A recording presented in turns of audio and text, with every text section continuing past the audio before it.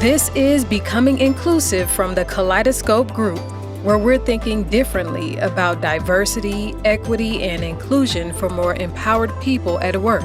We're committed to real change, and that begins with real conversations. Welcome in. Welcome to another episode of Becoming Inclusive. I'm Reggie Ponder, your host, and I'm always happy to be joined by my co-host, Catherine Potts. Hey, Kat, how you doing? Hey, I'm doing good. Happy to be here per usual. So this is one of our interesting ones because you and I behind the scenes talk about this particular topic all the time. So we didn't even invite anybody on because we just had a lot to talk about. We both wanted to have something to say about this. And our topic is really going to be to talk about advocates, mentors, and sponsors as it relates to your career and DE&I. A lot of people will be like, well, how do they relate? And we will talk about that. But before we do that, I think we got to set the stage for how we're looking at advocates, mentors, and sponsors, because sometimes they're used interchangeably. Sometimes they're confused sometimes. They're absolutely confused. People are like, which one are you? And that type of thing. So from an advocate perspective, the way we're going to try to look at it from here is that this is somebody who supports and is in your corner, but not necessarily in charge of or has real influence over your career. So, for instance, they might be in a meeting and you may say something and no one hears it. And this person could be high on the totem pole or low on the totem pole, but they're advocate for you. And they say, hey, did you just hear what Catherine just said? And to try to make sure that your voice is heard and things of that nature. That's just an example. Yep. A mentor is a person who is going to coach and help you along the way. And then a sponsor is someone who is going to actively seek for you for advancement in your career. And that could happen, they could overlap, but that's how we're looking at it. And the reason it's important is because a number of reasons I want to start off with. One of the reasons is that as it relates to mentors and sponsors, a lot of times in DE&I, we find people who have mentors, but not sponsors. So people who will teach them everything they know, they'll coach them through stuff, all of that type of stuff, but not put their name, their reputation on the line for you and sponsor you to the next level. And generally, a difference between a mentor and a sponsor could be that the mentor doesn't have to be in your organization. Right. The sponsor does have to be in your organization. Now that we've got out our ledger for our discussion, I'll let you jump in here.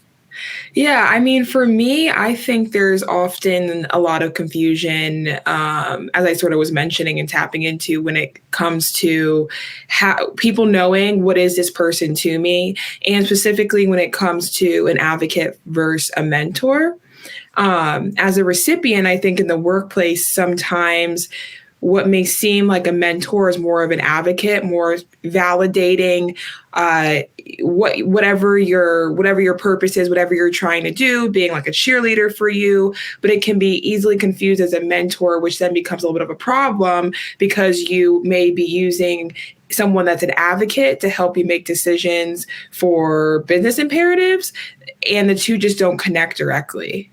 Yeah, I like that. Is that a lot of times people do think that their advocate is their mentor just because they're cheering you on, just Right. because they're in spaces where they're saying, Kat is a great coworker, all that type of stuff, or even trying to help you on issues when we talk about DE&I, help you on issues of DE&I from an equity perspective and an inclusion perspective. That doesn't mean that they're your mentor.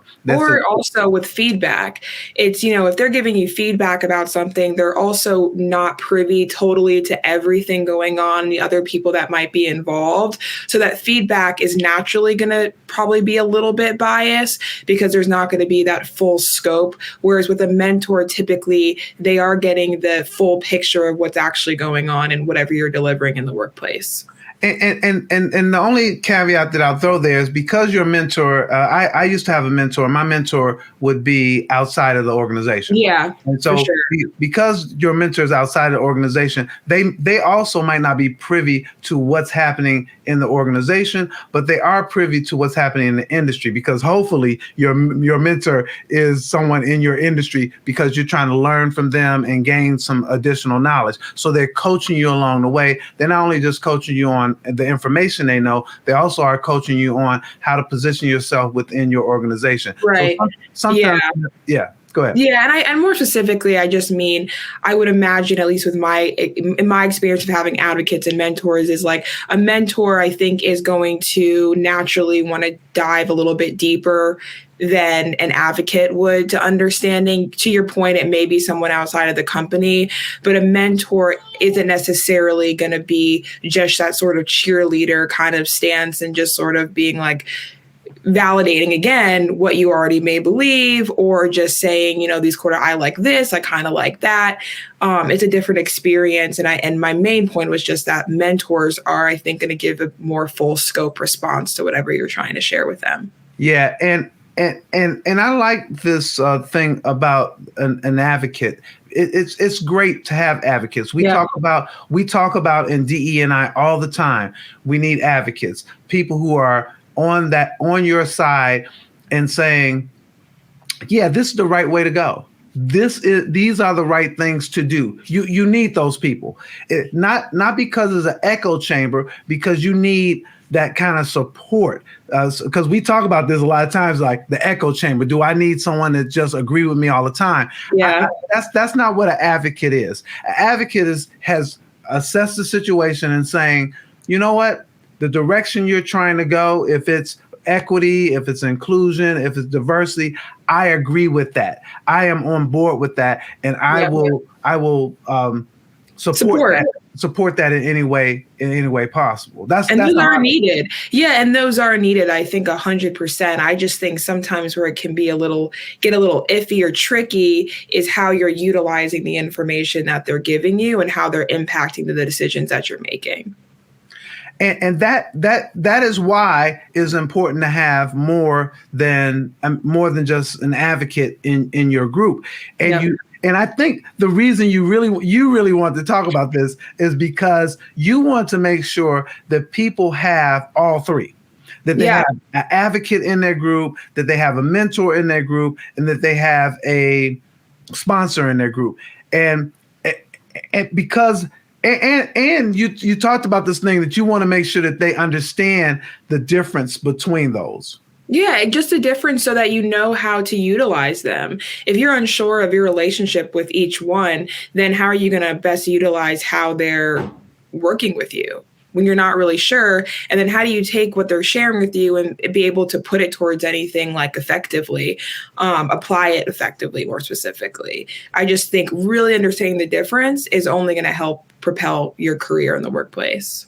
And one of the other differences, Kat, that comes to mind for me is that an advocate is not necessarily that person who's going to help you with development. Yeah, that's key. That's not that person. The advocate is generally, you could use it in some other terms. And again, sometimes people make some overlaps there, but generally the advocate is not, let me help develop you.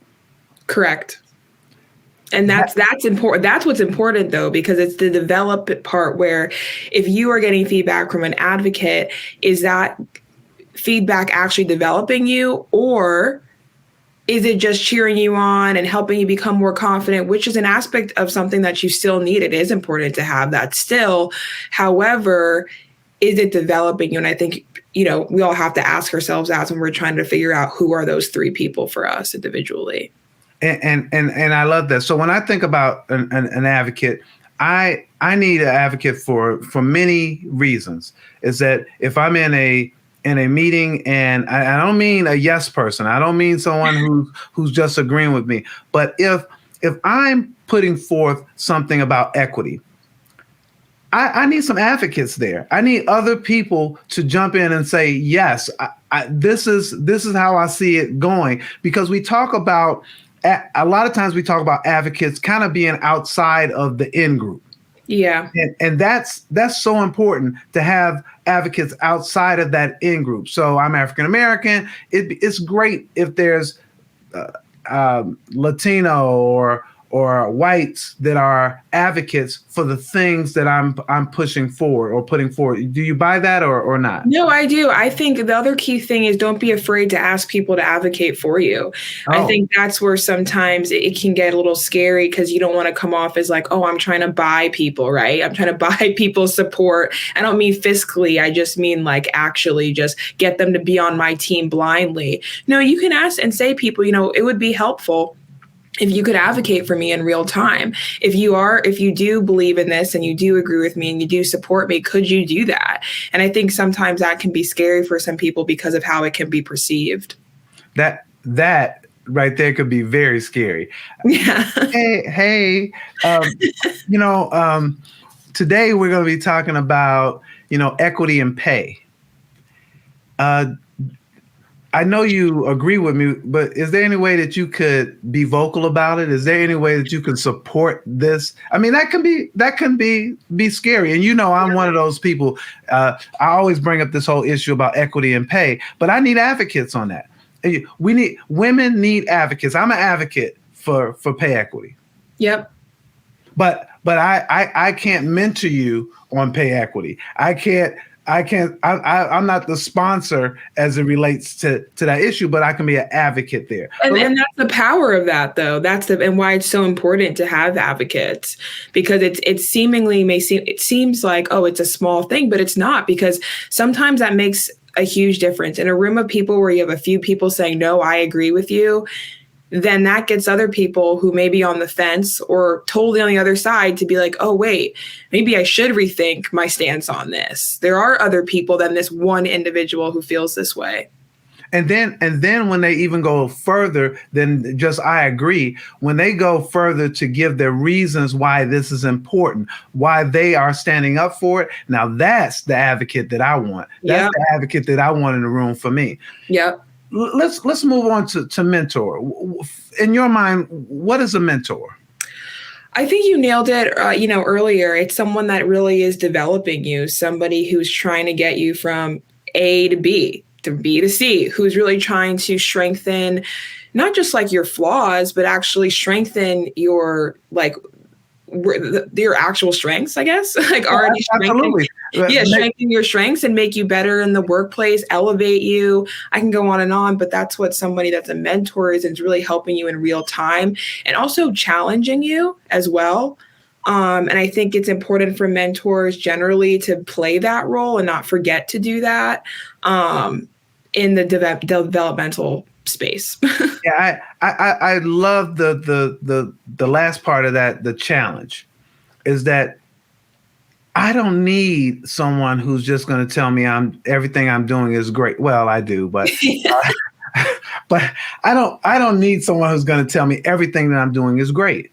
Because if I have a goal in mind, I need someone that's going to challenge me.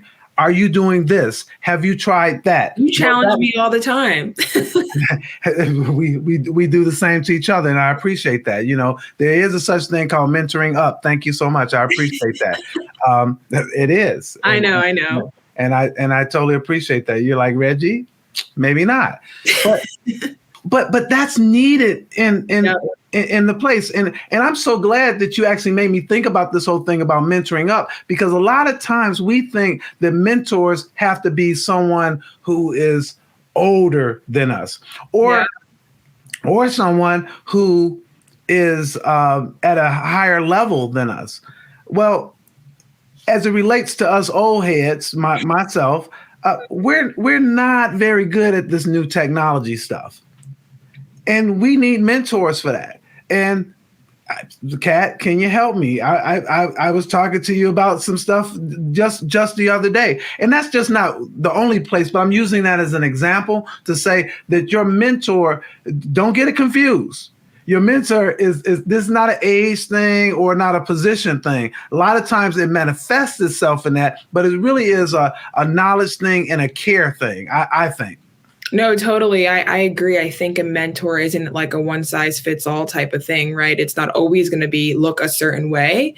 And I think sometimes it can seem that way, to your point, someone above you, someone who's been doing it longer than you, somebody that's older than you, when there's so much to be learned from people that may not have had as much work experience as you. There's still, because you have to think about it, technology as the example is always evolving. So the things that people are learning in school, right now is, I can tell you what my little brother, 5 years younger than me, was learning in tech is much different than, to a degree than what I was learning at that time and what I know now. So I think to stay in front of the curve, and even for like the sustainability of your company, you want to have mentorship of people that may be below you. Yeah, and I know I do. So I'm gonna raise my hand, and then let's move on to sponsor. Yeah. The difference between a mentor and sponsor is huge. And that gets confused easily as well, I think. And why do you think that gets confused? Because when you think of it, I think there can be an expectation naturally that a mentor is going to sponsor you on these other levels outside of your like development, because you're like, this is a person that's really trying to help me like expand my skill set. But that's not really the role of a mentor. It can be, I think, depending on the situation, it can be, but they really are three separate things, where the sponsorship kind of more falls on somebody actually really putting their name on the line for you and like actually trying to get you from A to B, but in a little bit more direct way than just behind the scenes. Yeah, I love that, because when you look at a sponsor, one of the differences for me, and you spoke on it, but one of the differences for me is that a sponsor will actively advocate for your career success within your current organization. Mentors may do that, but again, they could be inside your organization. They could be in another unit of your organization and can't really do that type of advocacy, if you will. But sponsors will actively work on moving your career forward. That's what they'll do. Now, it's interesting because sponsors don't do that. Mentors are thought to do it altruistically, because mentors just care about your development, they care about you, and they're trying to help you. Sponsors, on the other hand, are doing it organizationally. They're looking for the best people to sponsor. They don't want to sponsor just anybody. They don't want to just say, hey, let me sponsor Reggie, who's not really doing a good job. Who's doing an okay job. No, I want to sponsor somebody who is either moving from good to great, or is already at great. Right. But I definitely don't want to sponsor someone who is just kind of mediocre. So there is a selfishness, or maybe not a selfishness, but a direction that a sponsor really wants to do. They want to help the organization move forward, and they're going to sponsor people who they believe can help do that. Yeah, those conversations look different. It's okay, how can we get you from VP to P, right? How can we do that? What does that look like in the meetings? How do I bring you up in real time? What certifications do you need to make sure that you get? How can I help you get those certifications? Like whether that's financially, support wise, with what study materials. A sponsor really is helping you move within the organization, versus just adding to your skill set. Absolutely. And so we talked about the advocate, we talked about the mentor, and we talked about the sponsor. And we both agree that you need all three. Definitely. So I have this thing that I call my board of directors. And my board of directors has all types of people on it. I don't have advocates on my board of directors, but I do have mentors and sponsors on my board of directors. I have more than one mentor. I have a mentor within the organization. I have a couple of mentors outside of the organization and in other organizations. And then I have... well, you're bringing up a really good point, though, that we didn't touch on. You can have multiple mentors. And not that you can't have multiple of the others, but I think it's really important. I think sometimes you can get laser focused on, this is my mentor, this is who I go for everything, you know what I mean? And close the door, when it's like different mentors can also offer you different things. And depending on your role, you may need multiple, because there may be facets of what you're doing that one person can't alone mentor you on. Okay, I guess I have nothing left to say. Thanks a lot, Kat. No, I felt that that's an important point, because a lot of times we think that we can get everything from one person, and we can't. We can try, but the more I want to say inputs and perspectives that you can have, the better prepared you're going to be when you're inside of that organization.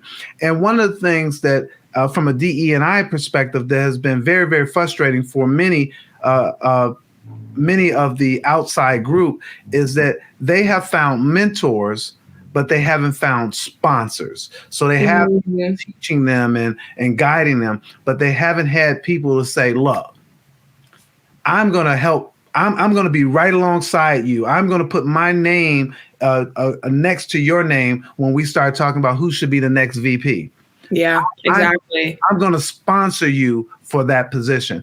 And so we need to move from mentorship to include sponsorship, not move from it, but we need to include sponsorship as well. Definitely. I think that can be overwhelming, right? Especially if you're like new in the workplace and beginning your career and you're like, oh my gosh, I need all these things. How do I ask for all these things? This is a lot.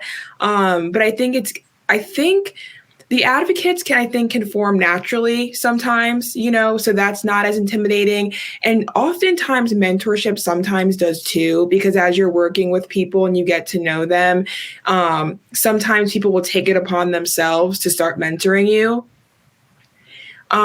So I think there's ways to kind of get those three, right, without feeling like, oh my gosh, I don't have all these three, I'm not going anywhere in my career, like feeling discouraged.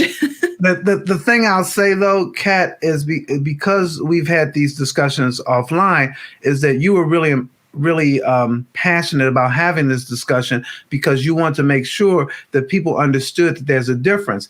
And I want to piggyback on that thing of making sure that people know that there's a difference, to say that you still need to be intentional about your mentors and your sponsors. Oh, yeah. Even though some of that might happen organically, you need to be intentional and specific. You need to know who is who in your group. You do, because when you are making decisions based on how people are helping you or mentoring you or advocating for you or anything like that, it does need to be clear, because what can happen is you could be taking feedback from, say, an advocate that isn't necessarily going to be great for contributing to what you really need them to. So then you're taking that information into a business imperative space, and there's some disconnects. And I think you actually bring up our closing point, is that we're not talking about these three things just to be talking about them. We're not talking about advocates and mentors and sponsors because, hey, that's just a nice thing to talk about. We're talking about them because they actually help move the business ahead. And many organizations understand that. So they start off giving you a mentor. Many organizations start right off giving you a mentor.